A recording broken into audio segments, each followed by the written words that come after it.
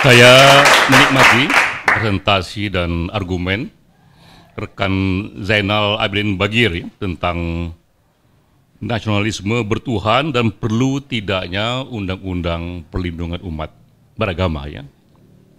Dan juga tadi kesannya rekomendasinya cukup realistik bahwa jangan dulu berjuang untuk terciptanya undang-undang agama yang baru itu, karena mungkin nanti justru dia menjadi konfirmasi ya, terhadap paradigma nasionalisme bertuhan itu. Ya. Lalu Bung Zainal merekomendasikan hal yang lebih piecemeal approach, ya, lebih sepotong-sepotong, lebih technical, lebih implementatif. Ya. Itu argumennya. Nah, masalahnya adalah seberapa pas rekomendasi itu melihat tingkat parah atau tidaknya kekerasan agama di Indonesia. Ya. Dalam public policy itu ada istilah sebuah rekomendasi yang disebut too little and too weak.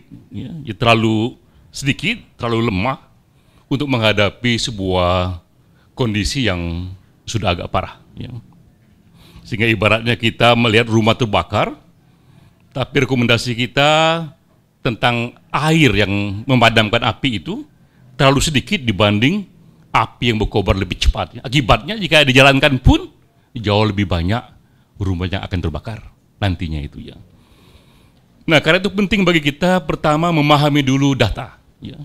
Seberapa parah tingkat kekerasan agama di Indonesia. Ya. Saya baru membaca riset terbaru dari Pew Research tahun 2015 ya. Ini organisasi yang cukup kredibel dan dia melakukan satu measurement dengan mensurvei di 198 negara seluruh dunia sejak tahun 2007 dan setiap tahun sampai sekarang tahun ke-7 di tahun 2015 ya. Nah, dia pun sudah mengembangkan dua indeks untuk mengukur kekerasan agama. Pertama, indeks yang melihat dari polisi pemerintahan.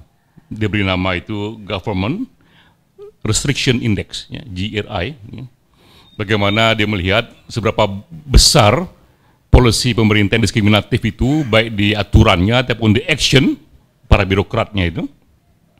Indeks kedua, dia melihat dari society yang disebut social hostility index ya. Jadi indeks di samping pemerintah juga diskriminatif, masyarakat pun bisa sangat keras ya.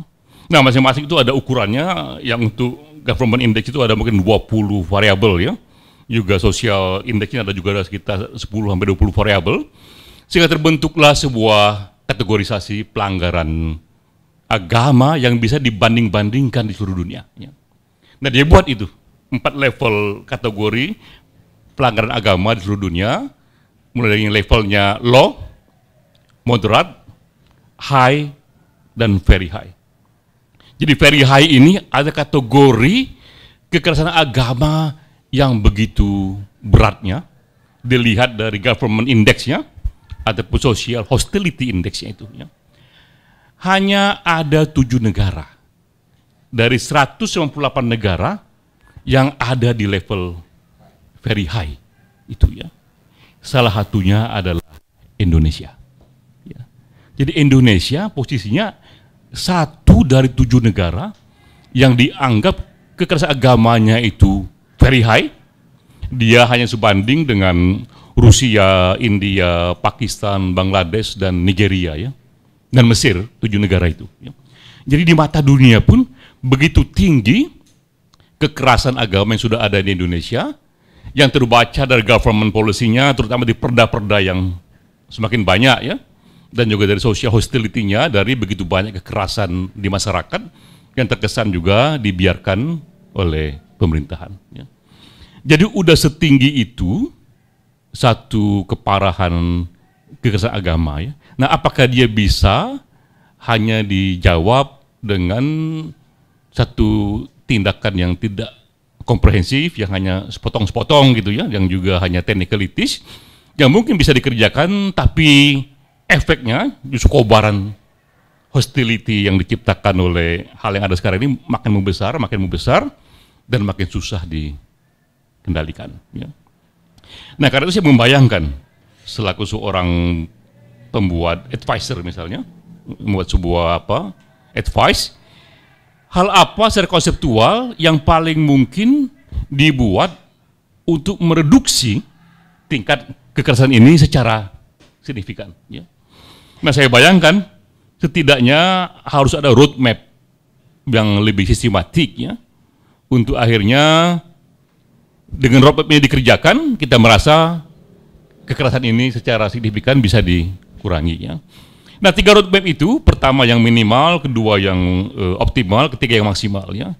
Yang minimal tadi sudah disinggung oleh Bung Zainal Abidin ya, Bagir, bahwa harus ada desakan yang akhirnya membuat presiden atau Kapolri membuat public statement bahwa mulai hari ini saya melakukan satu zero toleransi ya, toleransi yang zero terhadap kekerasan, apalagi yang bernuansa agama. Ya. Harus ada desakan itu yang membuat Jokowi pidato itu di publik atau Kapolri pidato itu di publik, ya, sehingga dia pun tercatat oleh publik dan terdesak oleh publik untuk secara action melakukannya. Ya. Itu yang minimal yang dikerjakan, karena jika kekerasan itu bisa dihindari, maka seluruh wacana-wacana lainnya dia terjadi, ya, tapi tanpa ada korban-korban yang sifatnya kekerasan. Ya. Nah, target kedua, tinggal kapan itu bisa dikerjakan, mau tidak mau memang undang-undang yang sudah berumur 50 tahun ini, PNPS ini tahun 65 dibuatnya, cepat atau lambat dia harus direvisi. Ya. Karena disitulah biang dari semua legality, satu dokumen hukum yang membuat orang merasa dia benar secara hukum untuk ikut melakukan yang ujung-ujungnya adalah kekerasan terhadap agama itu. Ya. Tinggal dicari memang model-model undang-undang perlindungan umat beragama yang ada di negara demokrasi yang kita tahu jika itu dikerjakan, dia sejalan dengan prinsip-prinsip human rights yang ada di PBB. Ya. Jadi bukan memperkuat godly nationalism, tapi justru melemahkan itu. Ya. Itu saya kira target kedua. Nah, target ketiga yang paling jauh lagi, dan itu menarik kalau bisa dikerjakan, adalah pada akhirnya amandemen UUD 45 itu sendiri. Ya. Karena apa? Karena di UUD 45 kita memang sudah cukup perlindungannya, tapi ada satu pasal yang membuat menjadi abu-abu, yaitu pasal 28EJ, nanti dikoreksi oleh Uli ya, bahwa memang pasal 28 itu dan 29 itu ada ketegasan melindungi umat beragama, melindungi warga negara untuk bebas beragama, tapi 28EJ itu mengatakan tapi hak itu dibatasi oleh undang-undang. Nah, itulah yang menjadi problem, tapi undang-undangnya yang kemudian berlaku, undang-undang yang 50 tahun yang lalu ya. Bukan undang-undang yang dibuat setelah UUD 45 itu di amandemen. Ya. Nah, ini yang menjadi biang dari banyak hal, dan akan jauh lebih kuat jika pada waktunya kita tinggal memodifikasi saja First Amendment yang ada di Amerika itu. Dan itu sangat clear di Amerika itu ya, bahwa keras sekali bunyinya, konstitusi melarang pemerintah membuat aturan apapun yang membatasi kebebasan beragama, kebebasan berbicara, dan kebebasan pers. Dengan aturan itu selesai semuanya itu ya. Karena itulah aturan tertinggi, dan tak ada boleh lagi orang membuat aturan di bawahnya yang mencoba mengutak-atik masalah kebebasan beragama itu ya. 3 roadmap inilah kalau dikerjakan dia baru sepadan ya, dengan parahnya situasi sekarang ini, di mana kita sudah masuk ke dalam level very high dalam data dunia. Ya. Kalau tidak itu, semua rekomendasi walaupun bisa dikerjakan dan berhasil, tetap saja dia membuat situasi menjadi lebih buruk. Ya. Tinggal masalahnya, bagaimana supaya itu bisa terjadi? Ya. Nah, ini adalah politik. Ya. Dalam politik itu masalah bargaining kekuatan. Ya. Siapa yang lebih kuat, dialah yang lebih menang. Nah, kita tahu bahwa embrio pertama dari gerakan yang paling mungkin memproteksi ini atau yang mempelopori ini adalah civil society.